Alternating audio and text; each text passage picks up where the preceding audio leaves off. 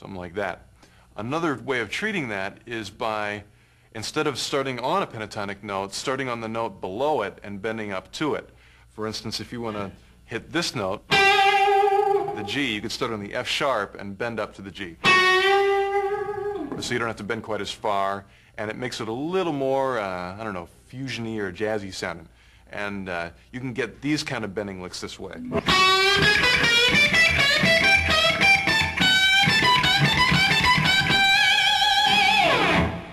And those are real useful in playing rock and roll, and just you know, picking some kind of groove.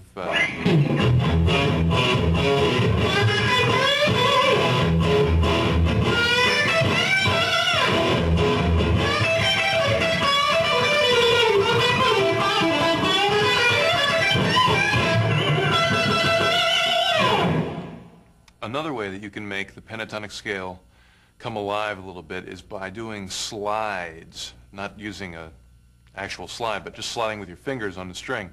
A couple ways of doing that. You can slide up to a note on one string like this. You can also slide on a lower string and then hit a higher note like this.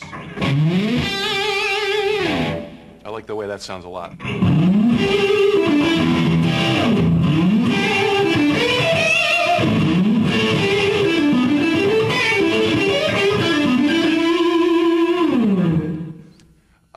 And a final way you can slide is from above. You start with a higher string and then go down like that.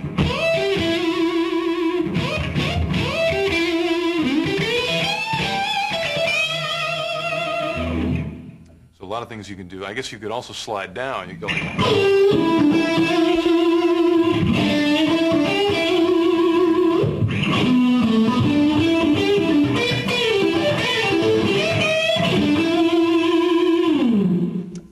put a lot more feel into the pentatonic scale than just playing it. Give it a try, and builds your calluses too. Have fun with that one.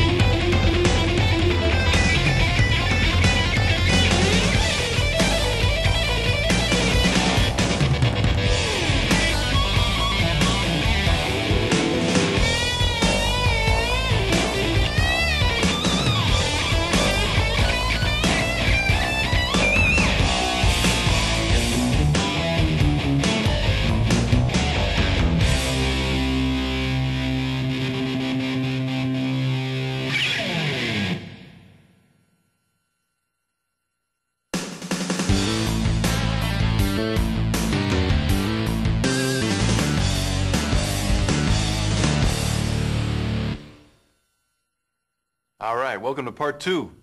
Thanks for making it this far. We're going to continue on talking about blues and what to do with it. This next part involves music theory, which usually music theory and blues don't go together at all. But in fact, I remember when I first went to GIT and learned a lot about music theory, it kind of destroyed my blues playing for a while because I started playing very diatonically, which basically means very strictly within scales, and most of those scales were major and minor scales, and they didn't really fit into blues all that well. So for a while, it's kind of hampered my blues playing. But after I'd done that, I really wanted to figure out what scales worked for blues, because I thought there must be some sort of rhyme or reason to it, you know, some way to study what fits and what doesn't. And this is what I came up with. Of course, first thing to look at is the chords in a blues progression, which are usually, if they're a big chord and have like thirds and sevenths and notes like that in it, usually be a dominant chord, like an A7, where you've got the root, the seventh, and the third. And sometimes you just hear straight this sort of thing. That still fits in. And believe it or not, the other two chords in the blues progression are also dominant chords. You'd have a D7 and an E7. So the thing to play over those, believe it or not, I don't know why this works, but you can play a minor pentatonic and all the licks that you can come up with over that, over this thing that's got a major third in it. But when you do that, it really makes some other notes want to come out and escape. And one of those notes, believe it or not, is the major third. So a lot of times it's really cool to use both those thirds. Use the minor third and go right up to the major one right after it. So it's sort of the progression that can't decide which third it wants to use. So you just use both, you know. There's both right there. Both there again. Even in rhythm playing, you hear this a lot. With that minor third going right into the major. You can do it with bending, or you can do it by actually fretting the note. But that's a really useful thing. Another way you can get that same effect is by playing the major pentatonic scale in that same key, which would be down here. And that gives you the major third right there. Both of those can work together over the same chord, strange as though it may sound.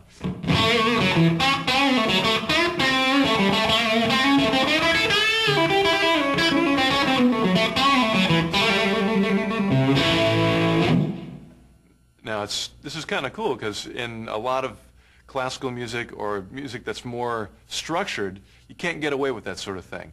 And there's a real art to putting the major and the minor third together, to putting those two scales together. To move on to the next chord in a blues progression, which would be your 4 chord. It's called a 4 chord because it's just based on the 4th step of a scale. 1, 2, 3, 4. 1, 2, 3, 4. Right there, it sounds real good to play, how would you describe it? It's sort of a Mixolydian scale. I'm scared to use that word since it's so big, but all it is really is